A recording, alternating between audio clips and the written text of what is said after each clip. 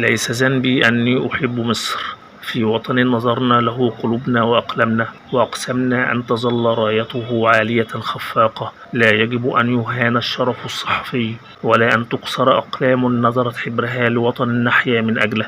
صحفي وطني شريف يعمل في صرح صحفي عريق، لم يطلب سوى أمر بديهي في مهنة الكلمة: أن نظهر الحق، أن ننقل الصورة، أن نمنح الفاعليات الرئاسية التي تعبر عن نبض الدولة ما تستحقه من مساحة وتقدير. ولكن المذهل أن يكون جزاء الوفاء التنكيل فقط، لأنه طالب بحق الوطن عليه وعلى صرحه الصحفي العريق.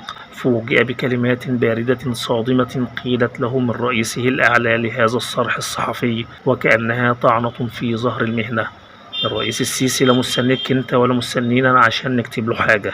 أية قسوة في هذا التجاهل، أية إهانة في هذه البرودة.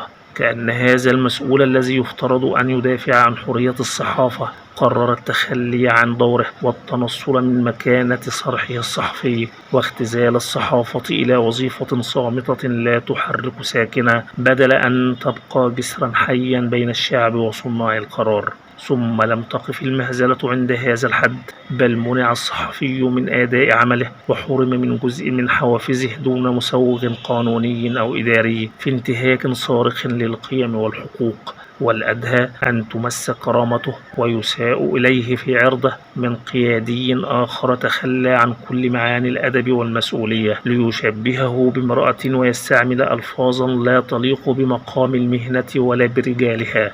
كل هذا فقط لأنه أصر أن تنشر مقالاته التي تبرز إنجازات فخامة الرئيس عبد الفتاح السيسي، وسعى لأن تحظى الفاعليات الرئاسية بالاهتمام المستحق في صحيفته التي يفترض أن تكون منبرا للوطن، فإذا بالمكافأة تكون القمع والإهانة.